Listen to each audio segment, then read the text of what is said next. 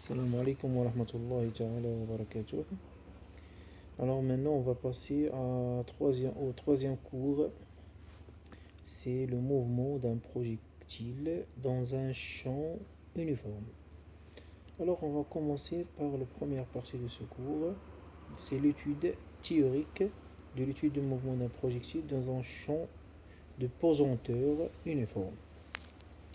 Alors, un projectile de masse m est lancé à l'instant t est égal à 0 avec une vitesse v0 faisant un angle par rapport à l'horizontale.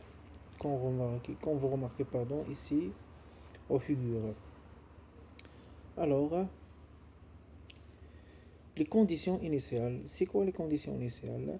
Les conditions initiales sont les coordonnées du point de départ et les coordonnées de la vitesse initiale. Comme vous remarquez ici aux figures, le projectile a lancé du point O. Et le point O est confondu à ou bien représente l'origine de repères X, Y. Alors,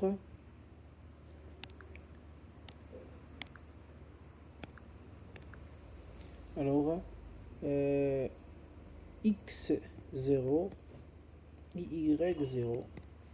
X0 c'est XO et Y0 c'est YO.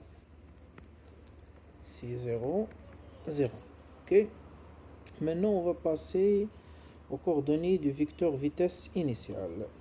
Alors, V0, vecteur vitesse initiale, il a deux composantes, Vx0 et Vy0. Ok.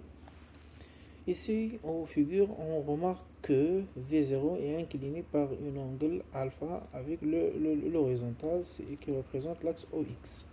Alors, si on prend ce triangle rectangulaire ici, Vy bien V0x représente l'adjacent.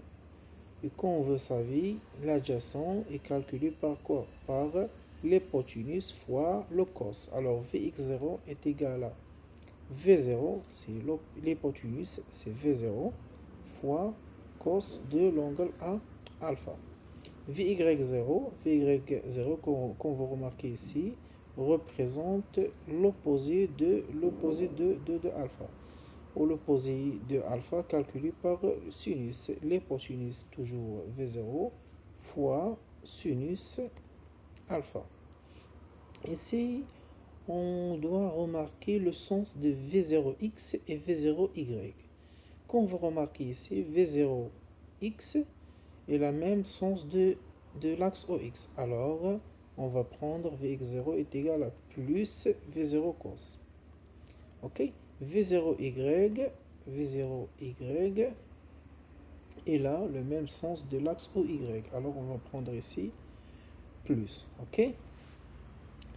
Alors, c'est ça les coordonnées des points de départ et les coordonnées de la vitesse initiale. Et ces deux informations représentent les conditions initiales. Alors, maintenant, on va passer à déterminer les équations différentielles vérifiées par Vx et Vy.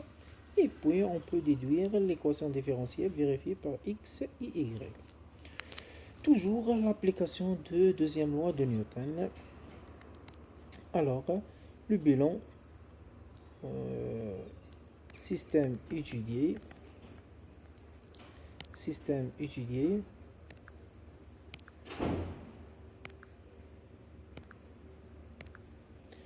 c'est le corps S.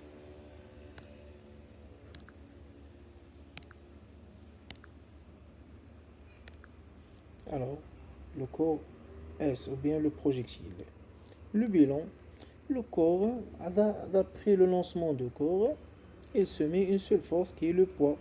Alors, le corps ici, ou bien le projectile, est en chute libre. Alors, il y a une seule force qui est le poids.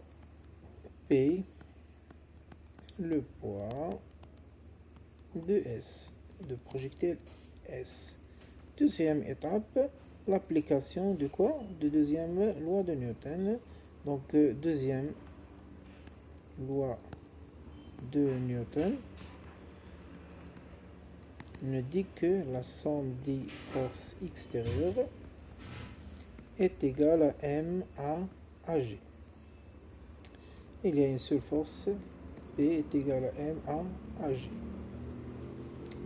P est égal à M, vecteur de pesanteur G est égal à M à AG.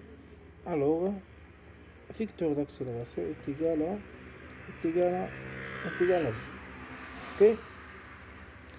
Alors, comme vous remarquez ici, l'étude va être sur l'axe OX et l'axe UY. Alors, la projection de cette relation va être en deux, ou bien sur deux axes. Alors, d'après la projection sur les deux axes, ou bien les axes OX et OY, on a AG est égal à AX et AY.